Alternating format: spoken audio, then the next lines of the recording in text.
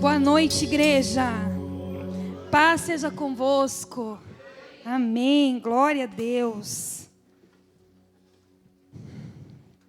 Irmãos, que bom que Deus nos ajudou hoje. O frio deu uma trégua, né? O frio deu uma trégua. Glória a Deus por isso. Que bom que você está aqui, que o Senhor fale com você. Eu quero dizer para você que eu estou muito animada por tudo aquilo que Deus vai fazer. Eu estou muito entusiasmada e minha expectativa está lá em cima. Por quê, pastora Fábio? Não por causa de mim, mas porque Ele é fiel.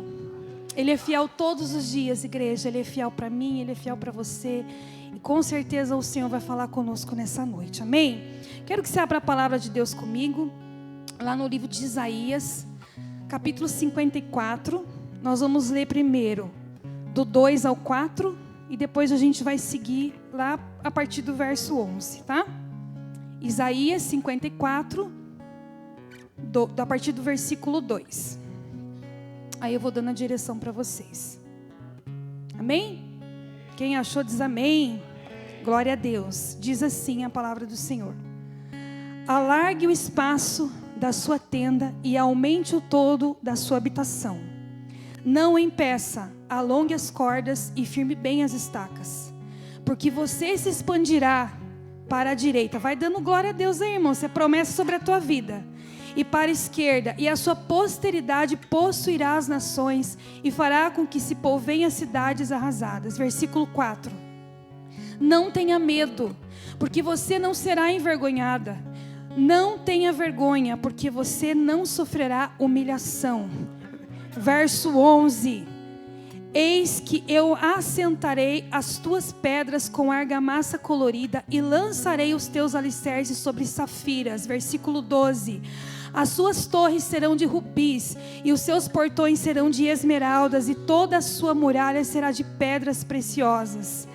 Todos os seus filhos serão ensinados pelo Senhor e será grande a paz que os seus filhos terão. Você será estabelecida em justiça, ficará longe da opressão, porque não temerá. Ficará longe do terror, porque ele não chegará perto de você. Se alguém atacar, isso não procederá de mim, mas quem o atacar cairá diante de você.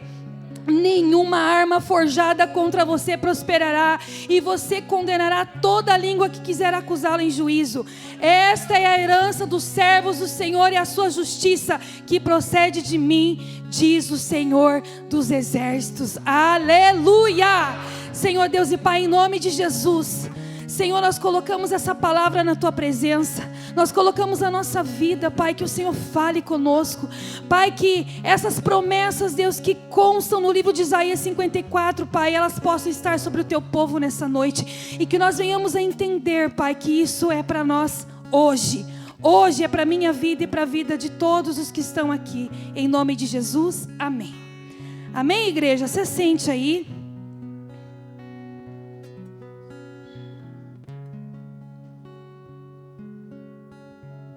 Irmãos, antes de eu dar a introdução à palavra, terça-feira eu estava fazendo meu devocional e Deus tinha me dado um texto. E eu tinha certeza que era esse texto que eu ia trazer para vocês hoje. E eu falei, não, eu tô tranquila, né? Deus já me deu o texto, é só eu abrir, discorrer a palavra, colocar os tópicos e está tudo certo. Ontem à tarde, irmãos, eu sentei na frente do computador e comecei a pedir para o Espírito Santo me trazer, né, o que tinha de revelação sobre aquele texto, o que Ele queria trabalhar nas nossas vidas. Eu fiquei 2 horas, irmãos, na frente do computador e nada saiu. E ali eu entendi, irmãos, que Deus queria trazer uma outra palavra. Eu orei, Deus não me falou nada, mas eu não me desesperei. Aí eu estou fazendo um propósito de uma oração em determinado horário. Eu falei, Deus, agora é o tempo, agora é a hora. Tanto que ontem a bispa Fran perguntou, e aí, qual é o texto para amanhã? Eu falei, bispa, é um texto, eu ainda não sei. E Deus me deu esse texto, tanto que eu até lancei lá no grupo de líderes, no momento que eu estava orando, porque Deus me trouxe que era isso que Ele queria trabalhar em nossos corações. Amém? Então, irmãos, a passagem de Isaías 54, né, o profeta ele profetiza para o povo de Judá em um período de muita crise espiritual. Ele anuncia acontecimentos futuros como o exílio da Babilônia E o exílio aconteceu, irmãos, por causa que o povo, ele se afastou de Deus durante muitos anos. Eles quebraram uma aliança que tinham com o Senhor, praticaram idolatria e injustiça, rejeitaram repentinamente os profetas que Deus enviara para alertá-los. O exílio foi quando o povo foi tirado de uma terra e levado cativo para outras nações. Parte desse povo, o norte, foi para a Síria e a outra parte foi para a Babilônia. Jerusalém foi destruída, o templo foi queimado e muitas pessoas foram arrancadas da sua nação. Então Isaías, ele escreve esse texto, irmãos, nesse tempo. Mas antes do capítulo 54, tem Isaías 53, que fala sobre o servo sofredor, que é, irmãos, uma profecia messiânica de quem Jesus era. Em Isaías 53, o profeta Isaías, ele profetiza sobre um servo sofredor, o Messias, que logo seria Jesus, que faria uma nova aliança com o seu povo, irmãos, que é o que a gente vive hoje. Amém? Você pode dizer amém aí no seu lugar? Irmãos, e essa passagem de Isaías 54, irmãos, é uma promessa que ela é para o povo da época, né? Para o povo de Judá, para o povo de Sião. Ela é para o povo exilado, ela é para aqueles que perseveravam em Deus, né? Porque todo aquele povo, irmão, nem todos eles estavam longe de Deus ou estavam em desobediência. Mas eles se sentiam abandonados, porque de alguma forma, aquela situação, aquela sentença, ela vinha sobre todos. Essa profecia era para esse povo, essa profecia também era para uma futura restauração do povo de Deus. Mas essa profecia, irmãos, ela é para nós hoje. Amém? Você crê nisso? Eu quero dizer para você, uma vez a apóstola falou isso, eu gravei, que em ambientes proféticos, palavras se tornam decretos. Então toda vez que você quiser uma promessa sobre a tua vida, você diz amém, eu recebo, está sobre a minha vida, está sobre a minha família. Porque, irmãos, quando a gente entende aquilo que Deus quer para nós, a gente toma posse, isso realmente acontece, isso se torna fé no nosso coração. Então, irmãos, essa profecia é para nós hoje. Por que eu falo isso? Porque lá no livro de 1 Pedro, capítulo 2, do 9 ao 10, diz assim, ó: vocês, porém, são geração eleita, sacerdócio real, nação santa, o povo, propriedade exclusiva de Deus, a fim de proclamar as virtudes daquele que nos chamou das trevas para a sua maravilhosa luz. Antes vocês não eram povo, mas agora são, aleluia.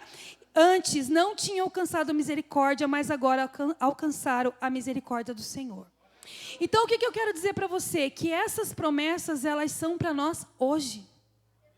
Amém? Ela é para mim, ela é para você, ela é para a sua posteridade, ela é para os seus filhos, ela é para a sua casa, ela é para o seu casamento. E aí, irmãos, o limite é o céu. Amém? O limite de Deus é o céu. E eu quero dizer para você, irmãos, que logo ali no versículo 2, ele começa dizendo assim, ó: alargue o espaço da sua tenda e aumente o toldo da sua habitação, não o impeças. Primeiro tópico que eu quero falar com vocês, que Deus colocou no meu coração: para Deus fazer algo, Ele precisa de espaço. Amém? Para Deus fazer algo, Ele precisa de espaço. Deus não é um Deus limitado. Deus não é um Deus, irmão, que vai agir dentro de uma caixinha. Deus não é um Deus, irmãos, que vai agir dentro de um tubo de ensaio. Deus não é assim. E quando a palavra de Deus diz através do profeta Isaías: alargue o espaço da sua tenda, Ele está dizendo para mim e para você: primeira coisa, pare de pensar pequeno. Irmãos, nós temos o hábito, nós temos a mania de pensar dentro de um quadrado. Nós temos, irmão, muitas vezes o hábito de pensar dentro da nossa mente limitada, que Deus vai agir daquela forma que nós achamos, e Deus não é assim. Pare de pensar pequeno, pare de olhar as dificuldades. Quando Ele fala alargue o espaço da tua tenda, Ele está falando assim, viu? Saia desse quadrado que você está. Sabe a síndrome do coitadinho? Ah, eu não posso, eu não consigo, eu não dou conta, não vai dar certo. Irmãos, quem serve a Deus e entende o que Ele tem, não pensa dessa forma. Quem entende quem o nosso Deus é, pensa grande. Amém? Pensa diferente. Pensa fora do quadrado, amplia a visão. Eu estou aqui, mas aonde eu chego? Aonde eu posso chegar? Quem, irmão, sabe quem Deus é e toma posse da promessa, sai da zona de conforto.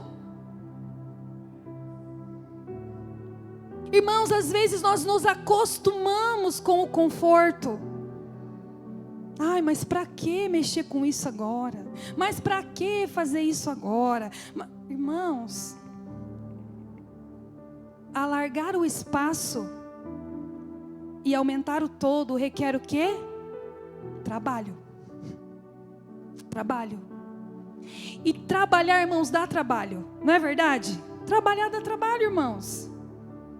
Mas Deus está falando assim, viu? Saia da zona de conforto. Saia deste lugar que te limita. Pare de pensar pequeno. Pare de pensar naquilo que eu não pensei para você, porque sou eu quem sei os pensamentos que eu tenho a respeito de vós, diz o Senhor. Pare. Só um pouquinho, irmãos, deixa eu só voltar aqui. Aleluia, glória a Deus. Aleluia. Irmãos, quem alarga, quem entende o que Deus quer, quem entende aonde Deus quer levar, quem entende o que Deus quer fazer,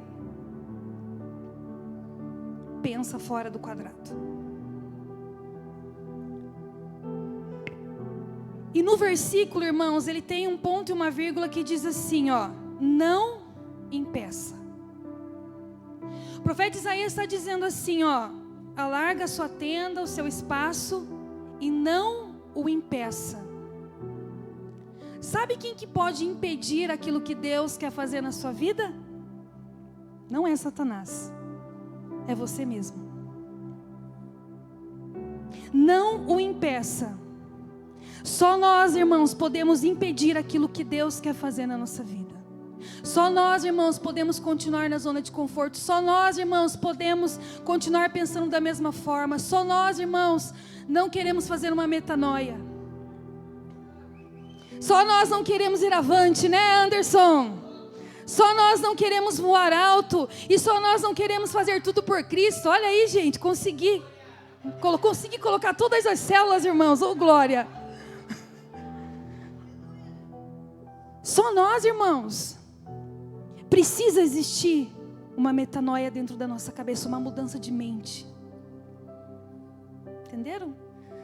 Estava conversando com a Ana esses dias, e a Ana tem um projeto faz algum tempo, né, Ana? Enfim, né? Ser uma empreendedora, glória a Deus. Ser uma empresária, glória a Deus. E eu falei, o que está faltando para você começar? Ela falou, começar. Eu falei, bora começar. É sobre isso. Ah, mas e se não... Eu falei, não, você precisa começar. Amplia, faz, e Deus fará a parte dele. Amém? Irmãos, quando Deus fala lá no livro de Gênesis, capítulo 12, do versículo 1 ao 4, para Abraão, saia da sua terra e da sua parentela. Saia da casa de seu pai e vá para uma terra que eu te mostrarei. Você acha que foi fácil para Abraão? Irmãos, ele tinha uma palavra, saia da onde você está. E o detalhe, e vai para uma terra que eu não vou te falar agora. No caminho você vai descobrindo. Abraão tinha uma palavra, irmãos, ele só tinha uma palavra. Mas ali no versículo 4, a Bíblia fala assim, ó, do Gênesis capítulo 12. Versículo 3, abençoarei os que te abençoarem e amaldiçoarei aqueles que amaldiçoar você. Em você serão benditas todas as famílias da terra. Versículo 4, partiu, pois, Abraão como o Senhor lhe havia ordenado. O que está faltando para que você obedeça aquilo que Deus tem falado para você? O que está faltando para você criar coragem, ter ousadia para você sair do quadrado que você se encontra? O que está faltando, irmãos, para você ter coragem, para você se empenhar e para você parar de pensar pequeno diante daquilo que Deus quer realizar através de você? E eu não sei o que é, pode ser ministerial, pode ser familiar, pode ser profissional, eu não sei. Eu só sei que Você precisa pensar diferente dentro daquilo que Deus tem colocado no teu coração. Amém? Irmãos, e esse versículo de Isaías, ele é uma chamada profética para que eu e você saímos do lugar apertado que nós nos encontramos. Deus está dizendo: pare de pensar pequeno, porque aquilo que eu vou fazer não caberá na estrutura antiga em qual você vive. Você crê nisso? É isso que Deus está falando. Se você continuar nessa estrutura antiga, aquilo que eu vou fazer não vai caber aí. Então saia daí. Saia deste lugar. Saia deste lugar que limita você, que prende você. Saia deste lugar. Versículo 2, parte B. Alongue as cordas e firme bem as estacas. As cordas, irmãos, representam a visão e a fé. Alongue as cordas e firme as estacas.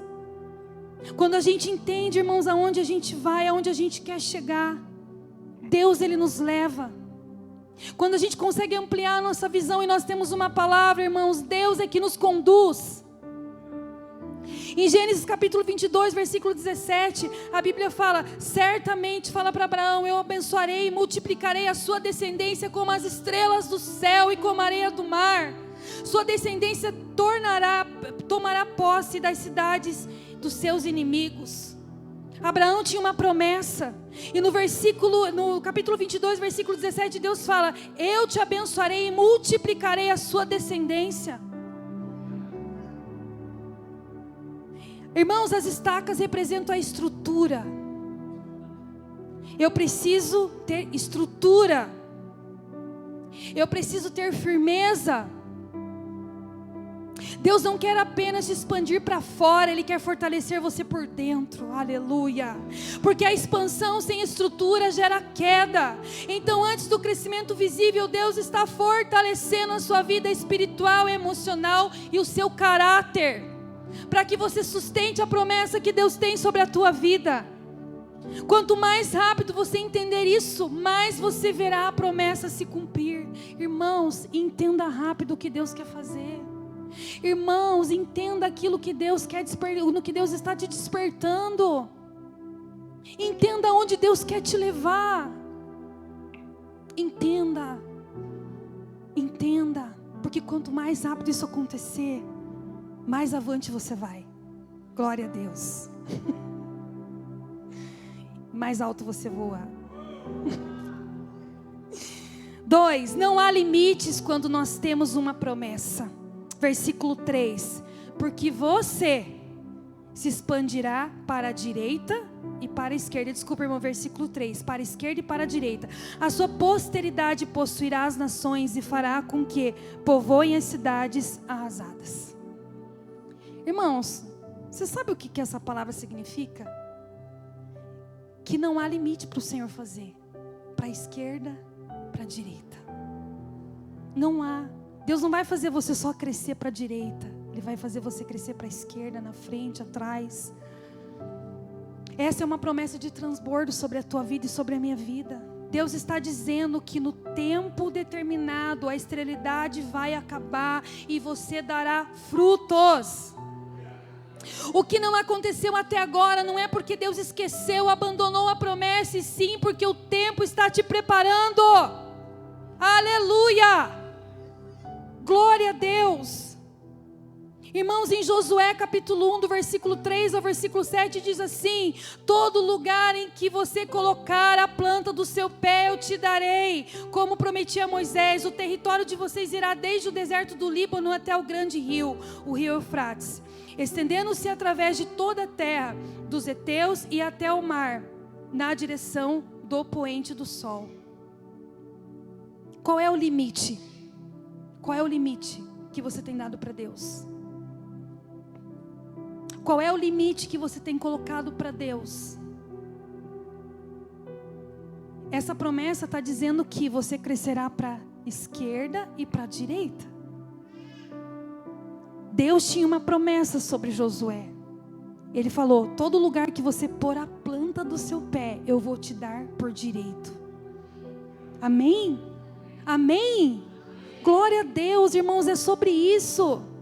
É isso que a gente precisa viver todos os dias. É isso que a gente precisa declarar todos os dias. E nessa noite, irmãos, existe uma unção de conquista sobre a nossa vida e sobre esse texto. O Senhor está liberando autoridade para que nós venhamos a ocupar territórios que antes pareciam impossíveis. Aleluia.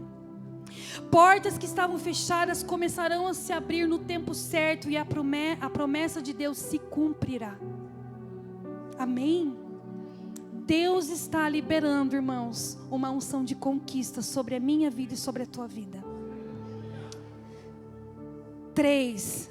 Quem tem promessa não vive com medo, não vive do passado. Versículo 4. Não tenha medo, porque você não será envergonhada. Não tenha vergonha, porque você não sofrerá humilhação. Irmãos, o profeta Elias, no livro de 1 Reis, capítulo 19, versículo do 3 ao 5, a Bíblia fala, irmãos, que o profeta Elias, depois de derrotar os 450 profetas de Baal e Deus mandar fogo do céu e lamber toda aquela oferenda, enfim, ele foge porque Jezabel ameaça matá-lo. Ele foge para uma caverna, irmãos, e a Bíblia fala que ali ele sente medo. Ele sente medo. Diz assim, Elias ficou com medo, levantou-se e para salvar a sua vida, foi e chegou-se a Berseba, que pertence a Judá, e ali deixou o seu servo. Ele mesmo, porém, foi para o deserto, caminhando um dia todo. Por fim, sentou-se debaixo de um zimbro. Sentiu vontade de morrer e orou. Falou: basta, Senhor, tira a minha vida, porque eu não sou melhor que os meus pais. Irmãos, depois dele viver um dos maiores milagres do seu ministério, a Bíblia fala que Elias foge, se esconde numa caverna e ele sente medo. O medo paralisa. O medo tira a nossa visão. O medo tira a nossa fé. Irmãos, esse homem, ele viveu um dos maiores milagres que a Bíblia relata. E mesmo assim, irmãos, depois disso, por causa de uma ameaça, ele foge com medo. E se esconde, irmãos, e começa cheio de mimimi. Senhor, basta, eu não sou melhor que os meus pais. Pelo amor de Deus, irmãos. Deus era com este homem. Deus provou a fidelidade dele com Elias, quando ele destruiu aquele altar e esses deuses. O medo paralisa. O medo, irmãos, faz a gente não viver o extraordinário de Deus. A gente precisa parar de viver como gatinhos, irmãos, e viver como leões. Bispa, eu e a bispa, irmãos, não combinamos, mas a gente está com o mesmo sapato, né? Acho que era por causa dessa mensagem, bispa. Eu estava conversando com a Néia essa semana e eu estava falando assim: por que o leão é o rei da selva? Eu trouxe uma reflexão para ela. Ele não é o maior, ele não é o mais forte, mas ele é posicionado. Quando ele chega, todo mundo sabe que ele é o rei. Quando ele chega, todo mundo sabe que ele tem autoridade e todo mundo se submete a ele. Quando ele chega, irmãos, não tem para ninguém. O rei da selva poderia ser o elefante, o rinoceronte. Mas sabe qual é a diferença? Eles não têm a posição de um rei, de um líder. Agora o leão tem. Com toda aquela imponência, ele chega e todos os animais sabem quem ele é. E você? Você sabe quem você é em Deus? Ou igual a Elias, nós estamos nos escondendo na caverna, cheio de mimimi, dizendo: eu não sou melhor que os meus pais. Basta, eu desisto. Eu desisto. Quem tem promessa não vive de passado. Versículo 4, parte B. Porque você não será envergonhada, não tenha vergonha, porque você não sofrerá humilhação. Elias tinha vivido um dos maiores milagres no Monte Carmelo. E Deus respondeu com fogo diante de todo o povo. Foi uma grande vitória. Mas Elias diz: eu não sou melhor que os meus pais. Ele não estava falando apenas dos pais biológicos, mas dos seus antepassados e a geração anterior. O sentimento de Elias era: eu lutei, eu orei, eu enfrentei Baal, eu vi o fogo descer do céu, mas mesmo assim eu continuo vivendo o pecado dos meus pais, mesmo assim eu continuo vivendo as escolhas que eu fiz lá atrás. Então eu não consegui mudar nada, sou igual aos que vieram antes de mim. Irmãos, viver do passado. Nossa, será que eu estou passando por esse problema, essa situação, porque eu estou colhendo frutos do passado, estou vivendo coisas que os meus pais fizeram? Irmãos, Deus não é um Deus que vai fazer isso com você nem com a tua posteridade. A gente sim colhe os frutos das nossas escolhas, sim. Mas nós temos uma promessa e a gente precisa olhar para o futuro. Enquanto a gente ficar vivendo do passado, irmão, cheio de mimimi, porque Elias estava com mimimi. Eu não sou melhor, basta para mim. Ele provavelmente pensou: eu falhei, pois carrego escolhas do meu passado e da minha descendência. Pare de ter medo. Saia do quadrado e viva o melhor de Deus para a sua vida. O Senhor está dizendo para mim e para você: eu não vou definir pelo que aconteceu com você, eu vou te definir pela promessa que eu coloquei sobre a tua vida. Há pessoas que choram escondidas, se sentem abandonadas e desacreditadas, mas Deus está trazendo honra no lugar da vergonha e alegria no lugar do luto. Você toma posse aí da sua vida em nome de Jesus? Glória a Deus. E como serão essas promessas, irmãos? Versículo 11. Até aqui a gente falou de estrutura, a gente falou de como Deus nos prepara, do que Deus quer fazer na nossa vida. Mas o que Deus nos promete? Versículo 11, parte B, diz assim: eis que eu assentarei as suas pedras com argamassa colorida, e lançarei os teus alicerces sobre safiras. Em Êxodo capítulo 24, versículo 10, a Bíblia fala assim: debaixo dos seus pés havia como uma pavimentação de pedra de safira, que se parecia com o próprio céu e a sua claridade. A safira, irmãos, quando a gente vai pesquisar o lado profético dessa pedra, ela carrega um significado muito forte de governo de Deus, santidade, revelação e firmeza espiritual. As pedras representam um valor, algo inestimável que Deus quer fazer, algo que todos verão. Quando Ele fala que Ele vai assentar as pedras com argamassa colorida, Ele está querendo dizer: o que eu vou fazer na sua vida, todos verão. Você já pensou nisso, irmãos? Ele quer dizer que Ele trará honra. Todos reconhecerão o que Ele fez na sua vida e através da sua vida. Aleluia! Ele traz também identidade, Ele traz restauração. E Ele traz, irmãos, que Ele fala que o julgamento não será mais transformado em desonra, mas será transformado em honra. E muitos irmãos olharão para mim e para você e falarão: não é esse? Não é essa? Nossa, será que eu estou vendo certo? Será que é o William?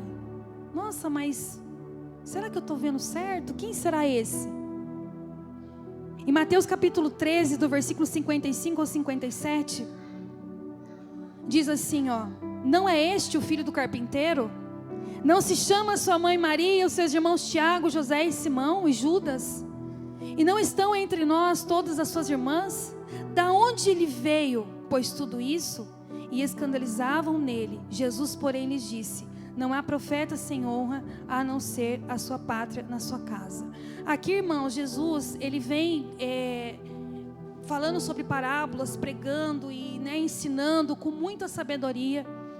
E no versículo 55, as pessoas perguntam: mas não é esse o filho do carpinteiro? Não é esse o filho de Maria? E é isso que eu quero que você entenda, que as pessoas vão olhar para você e vão falar assim: mas não é essa aquela que é lá no Boqueirão, a Mila? Não é esse o Ronaldo que tocava lá abaixo? Não é essa a Aline que dançava? Irmãos, você já pensou, irmãos? Você já parou para pensar o que Deus quer fazer através da nossa vida, irmãos? Você já parou para pensar, irmãos, o que Deus quer, irmãos, realizar através da sua vida, irmãos? Deus tem algo para nós e nós precisamos entender isso. Pare de ficar com preguiça, irmãos. Pare de ficar, irmãos, pensando. Pare de ficar fazendo conta, irmãos. A matemática de Deus é outra. Pare com isso. Deus transforma cenários de humilhação em testemunhos de glória, aleluia. O que você achou que estava em ruína será edificado com propósito, em nome de Jesus, aleluia. Versículo 12: as suas torres serão de rubis, e os seus portões serão de esmeraldas, aleluia. Toda a sua muralha será de pedras preciosas. Irmãos, o rubi, profeticamente, ele significa fogo, redenção, glória, sangue de Cristo sobre a nossa vida, vida em abundância, sacrifício de Jesus e autoridade espiritual. Irmãos, o que é uma torre? Uma torre se esconde? Sim ou não? Não. Isaías está dizendo que a sua torre, a sua vida, ela será como uma torre de rubi. Você já parou para pensar? Você já parou para pensar, irmãos? A glória que Deus quer derramar sobre nós. Ele quer fazer de nós, irmãos, algo inestimável, algo extraordinário. Fogo, redenção, glória, o sangue de Cristo. Quando as pessoas olharem para você, elas verão Cristo na sua vida. Quando as pessoas olharem para a sua família, para a sua casa, verão Cristo manifesto na sua vida, dentro da sua casa. É isso que Deus está falando, é isso que Ele está nos prometendo.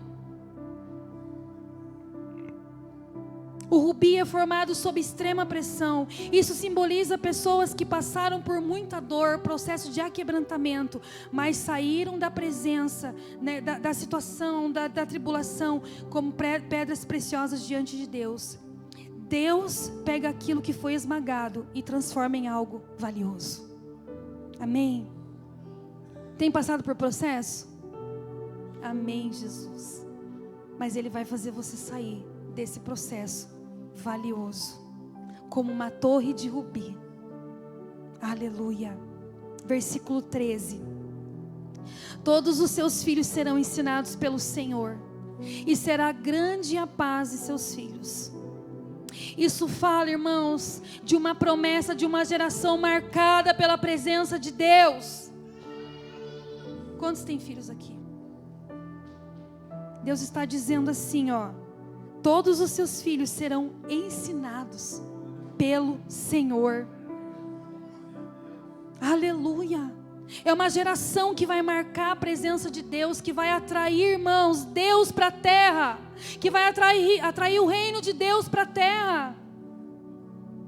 Não serão apenas ensinados por homens, mas conduzidos pelo próprio Espírito Santo. Aleluia. Existe uma promessa profética de despertamento, alinhamento com verdade. Guardados na confusão deste século, eles serão guardados desde o tempo sensível à voz de Deus. O Senhor está dizendo que a herança espiritual não morrerá em você, mas viverá na sua posteridade. Aleluia. Eu declaro isso sobre a vida do meu filho. Aleluia. E será grande a paz nos seus filhos. Deus promete paz emocional, espiritual e também direção. Mesmo em meio a um mundo agitado, haverá uma cobertura de paz sobre aqueles que Ele guarda, sobre a nossa família e sobre a nossa posteridade. Irmãos, isso é maravilhoso. Nós vivemos hoje no mundo, irmãos, um mundo hostil. Um mundo em que hoje nós não conseguimos controlar mais a vida dos nossos filhos 100%. Quando eles estão com o celular na mão, a gente não sabe tudo que eles estão consumindo. Quando eles estão na escola, a gente não sabe tudo que eles estão vivendo. E aqui Deus promete para mim e para você que Ele guardará a nossa posteridade. E a nossa posteridade será uma geração que vai atrair o reino de Deus para essa terra. Glória a Deus. Isso é tremendo. Versículo 14. Você será estabelecida em justiça, ficará longe da opressão, porque não temerá. Ficará longe do terror, porque ele não chegará perto de você. Ficar longe da opressão. Existe uma promessa de livramento. O Senhor quebra ciclos de medo, de pressão, acusação e peso espiritual. Aquilo que tentou te paralisar ou paralisar a sua vida, a sua família, não terá mais autoridade permanente sobre você. Você entendeu o que eu falei? Você será estabelecida em justiça. Ficará longe da opressão, porque não temerá, ou seja, você não vai ter mais medo. Ficará longe do terror, porque ele não chegará perto de você. Glória a Deus. Porque não temerá. O medo perde a força quando Deus governa o coração. Essa palavra é um chamado para viver pela fé e não pelo terror ou pelo medo do futuro. O Senhor está restaurando a confiança e é Ele que segura na sua mão e diz para você: vamos. É Ele. Irmãos, é Ele. É Ele. Como a bispa diz, é tudo para Ele, é tudo sobre Ele. Ele está nos convidando.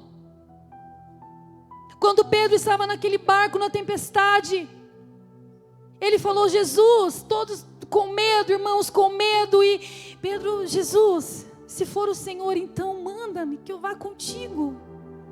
E Jesus falou: venha, venha. Quando a gente entende que Jesus está conosco, o medo, irmãos, ele perde a força e a gente vive o extraordinário. Porque Pedro, irmãos, por mais que ele afundou, foi o único que andou sobre as águas. Foi o único, irmãos, que venceu a lei da gravidade, irmãos. Foi o único, irmãos, que teve coragem de tirar o pé do barco. Como é que está a sua coragem aí? Corajômetro, será que existe? Não sei. Como que está a sua coragem? Quando a gente estava conversando com a Ana, né? Eu perguntando, e aí? Ai, pastora, hoje eu vim de tudo. Ah, pastora, hoje foi tudo. Deus encorajando. Deus falou: eu estou com você. Vai, faz. Semana passada a gente estava conversando com o meu enteado e encorajando ele, irmãos, ele estava querendo fazer um financiamento da Caixa para comprar uma casa. E a gente encorajou ele. A gente falou: faz, vai lá. Faz, porque Deus vai te abençoar. Ele quer regularizar a vida dele, Ele quer fazer certo. Vai, porque Deus está nesse negócio. Irmãos, é sobre isso. Deus está nesse negócio. Deus está nesse negócio. Ficar longe do terror, porque ele não chegará perto de você. Isso revela a proteção de Deus. Não significa a ausência de batalhas, mas a garantia da presença de Deus em meio a elas. O terror não pode chegar até você ou estar ao seu redor, mas não o dominará a vida daqueles que estão guardados pelo Senhor. Irmãos, viver a promessa não quer dizer que você não terá lutas. Vai ter, irmãos. Falava isso na célula quinta-feira, em que a gente estava discutindo sobre os cansados e os sobrecarregados. E aí eu falei: gente, Deus não age da forma que vocês acham que Ele age. Deus não tem uma vara de condão, irmãos. Deus não vai fazer isso a partir de amanhã. Tudo vai acontecer conforme você acha que não é. Deus não faz assim. A gente vai ter batalha? Vai. A gente vai ter preocupação? Vai. A gente vai ter que pensar fora do quadrado? Vai. Mas eu quero dizer para você que Deus está conosco. E quando Ele está conosco, a vitória é certa. Amém? Porque às vezes, irmãos, nós nos frustramos, principalmente quando viemos para Cristo, porque existe de que, nossa, Jesus realmente mudou tudo na minha vida, mudou o meu viver, mudou, glória a Deus, e Ele muda mesmo, amém? Ele muda, mas a gente vai passar por lutas. E aí a gente se frustra porque a gente acha que Deus tem que agir do nosso jeito. Deus está levantando famílias que serão instruídas por Ele. Há um decreto de paz sobre os nossos filhos, sobre a nossa casa. Restauração sobre as estruturas abaladas e proteção contra os ataques e o levante de Satanás, que geram desgaste e medo. O Senhor estabelece um novo fundamento em justiça, segurança e confiança nele. O que antes era um cenário de opressão será transformado em testemunho e fidelidade do Senhor. Versículo 15: se alguém o atacar, isso não procederá de mim, mas quem o atacar, cairá diante de você. Amém? Irmão, sabe o que isso significa?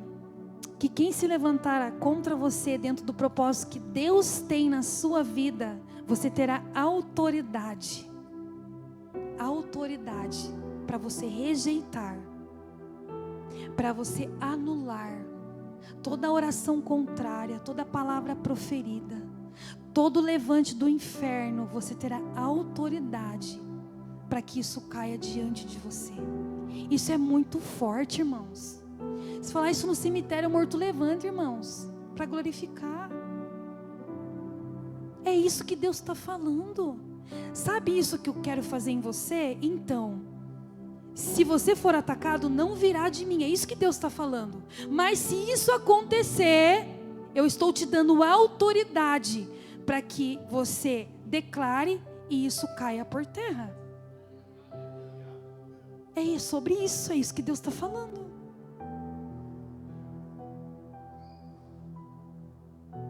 Em Josué capítulo 1, versículo 5 diz assim: ninguém poderá te resistir todos os dias da sua vida. Assim como estive com Moisés, estarei com você. Não o deixarei e não te abandonarei. Josué tinha uma promessa, irmãos. E essa promessa de Isaías hoje, que é sobre mim e sobre você, ele falou também para Josué: ninguém vai te resistir. Eu não te deixarei e não te abandonarei. Versículo 17: nenhuma arma forjada contra você prosperará, e você condenará toda língua que quiser acusá-la em juízo. Esta é a herança dos servos do Senhor, a justiça que procede de mim, diz o Senhor dos exércitos. Irmãos, no último versículo que nós lemos aqui, ele fala que a arma pode ser formada. A tentativa, irmãos, de derrubar pode até existir. As palavras, irmãos, elas podem até ser lançadas. As perseguições podem até acontecer. Mas Deus prometeu, irmãos, que nenhuma arma forjada contra nós prosperará. E eu estou querendo dizer, irmãos, dentro daquilo que Deus tem para realizar na sua vida. Se você estiver no centro da vontade de Deus, se você entender o que Deus quer fazer através da sua vida, nenhuma arma prosperará contra o propósito de Deus sobre você, em nome de Jesus. Deus não nos prometeu a ausência de guerra, Ele nos prometeu a certeza da vitória. Glória a Deus. Você condenará toda língua. Deus também está devolvendo a nossa autoridade espiritual. Línguas que acusam, palavras que machucam, que tentam definir a nossa identidade, sentenças de derrota, mentiras levantadas contra a nossa identidade. Tudo isso será desfeito pela justiça do Senhor, através da autoridade que Ele tem colocado sobre a minha vida e sobre a sua vida. Existe um tempo em que Deus faz o próprio céu responder às afrontas que nós recebemos. Amém? Glória a Deus. E para a gente finalizar, irmãos, para a gente orar,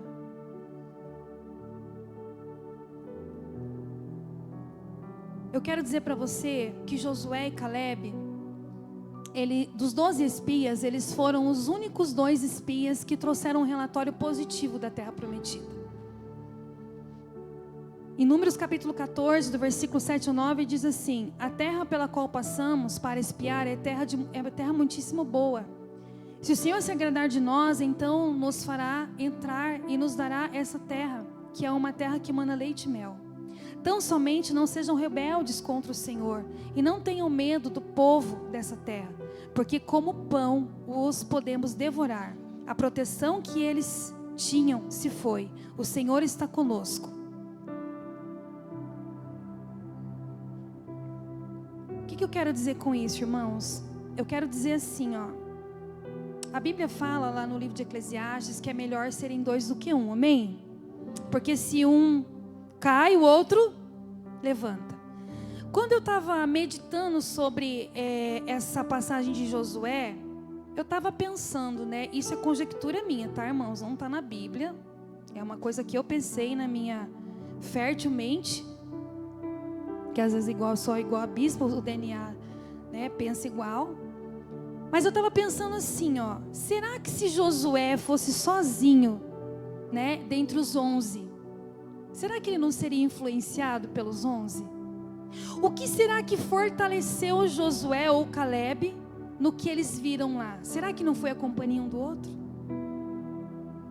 Será que o que fortaleceu um ou outro não foi quando um estava, né, assim, poxa, mas eles têm razão, nós somos 2, eles são 10, eles têm um relatório, e aí Caleb ia lá, não, Josué, não, Deus está conosco, Deus nos deu essa terra por herança, não pense assim. Da mesma forma, quando Caleb estava, Josué ia lá e, né, encorajava ele, falava, não é isso, Deus nos deu essa terra, Ele nos prometeu, a gente está aqui só para espiar. Então, irmãos, eu estava pensando sobre isso. Quando nós somos um, nós estamos vulneráveis. Quando nós somos individualistas, nós estamos suscetíveis aos ataques. Quando nós, irmãos, nos isolamos, a nossa mente ela fica exposta. Por que você acha, irmãos, que numa manada o predador ele sempre isola a vítima, né? Da manada ele isola a presa, isso, obrigada, Du. Por quê? Porque quando ele isola a presa, ela se torna suscetível ao ataque. E quando nós estamos sozinhos, nós também estamos suscetíveis a pensar que Deus não vai realizar aquilo que Ele prometeu.